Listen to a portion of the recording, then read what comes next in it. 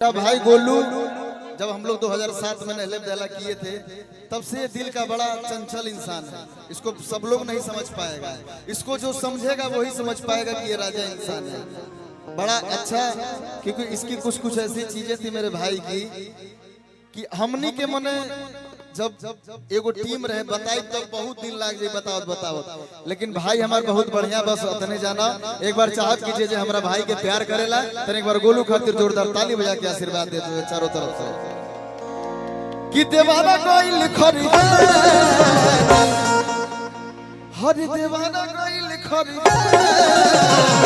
उठाला राजा गोदिया उठाला राजा गोदिया कि बाटे मोरी चौहली जावा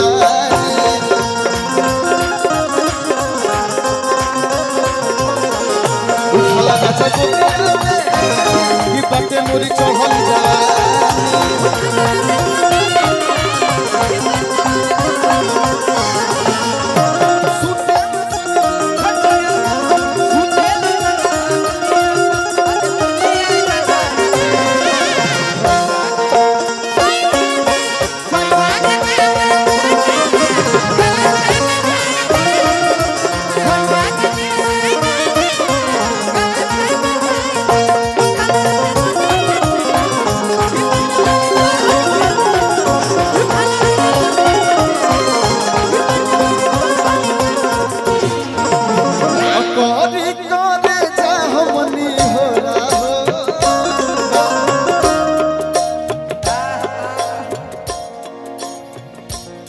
भौजाई से दूर रहे चाहिए अभिषेक भैया। तोहरे लेवल कहरी करे जा हमनी हो राहो हमके उठाला के कोरा हो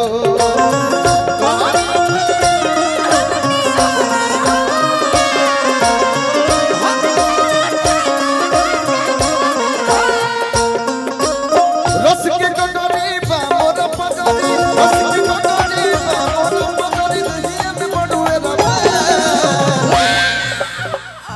हरि रस के कटोरी बा मोर पगड़ी जी अरे हई दहिया में बडुए रबा उठाला राजा गोदिया उठाला राजा गोदिया कि बटे मोरी चढ़ली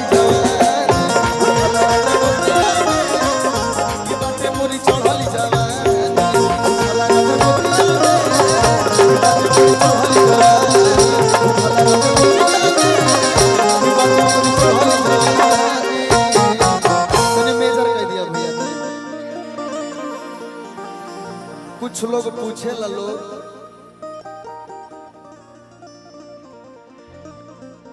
कि भाइयों में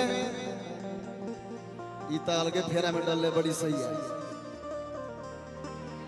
कुछ लोग पूछे ला लोग कि बहुत गाना हिट भइल, मैं बड़ाई नहीं कर रहा हूं क्योंकि वो मेरा भाई है, हम उम्र भाई है मेरा। नरेश चाचा की ओर से ढेर सारा आशीर्वाद। मैं बहुत अनुपमा बड़ाई नहीं करता हूं क्योंकि मेरा भाई है, कभी कभार हम लोग मंच पे मिलते हैं तो मैं बोलना चाहता हूं कि मेरा भाई जो गा के आज खड़ा है और जो गाता है, कई लोग बोलता है उटपटांग चीजें, बट क्या गा के खड़ा है पटवा दिया भैया। कलाकारी अपने जगह है, मित्रता अपनी जगह है, सम्मान अपनी जगह है, बट मेरा भाई जो गाता है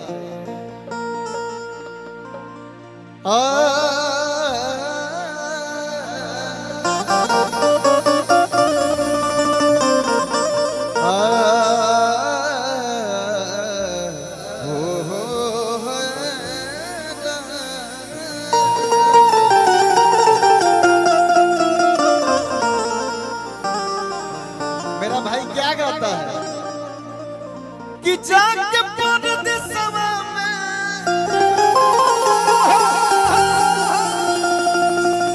बहुत लोग गावेला सब प्रकार से, लेकिन अगर इस चीज को आप चीजों में सुनिएगा तो 2-3 लोग ही मिलते हैं, जिसमें से एक मेरा भाई भी है। और भूला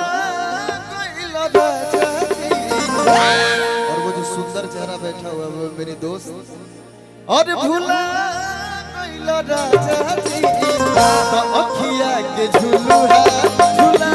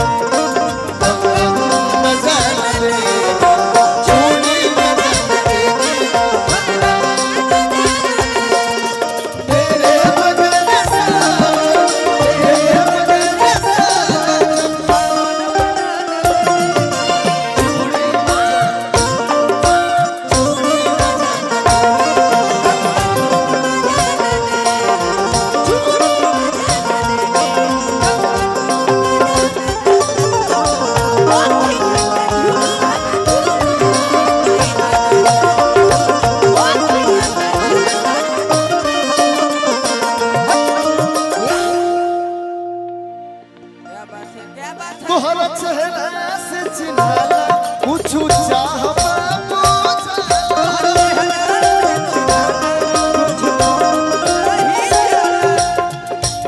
हमर पलक में गिरे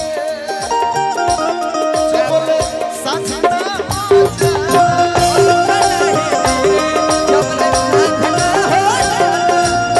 मतलब तो बिरहिन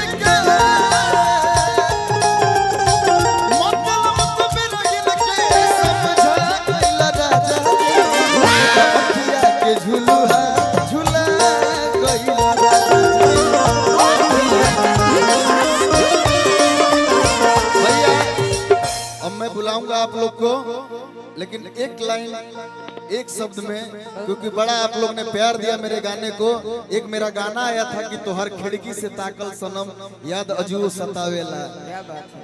ये गाना के आप लोग बड़ा सम्मान प्यार देनी जा। इनके इस गाने को हमने ग्रुपिंग उठाया था, मतलब हमारे सारे आर्टिस्ट जो भी हैं ग्रुपिंग हमने इस गाने पे किया था। हम लोग का मतलब हमारी टीम का बहुत फेवरेट सॉन्ग है। हम सभी लोगों ने इस सॉन्ग पे ग्रुपिंग मतलब आपका बहुत बहुत धन्यवाद। तनी से पढ़ाई करत ये सुनले बता लोग या बताओ इतना सुघर लगी हमार पढ़ाई करत है। थैंक यू, बहुत बहुत धन्यवाद भाई। तनी सा हां एक ही बेच के लइका है जब नाल लगी तनी सा। कैमरा वाला भैया हमारे जितना लोग बहुत आप लोग ने प्यार दिया, क्योंकि आप ही लोग गाना डाले थे इसलिए वो गाना मेरा चल गया। और अगर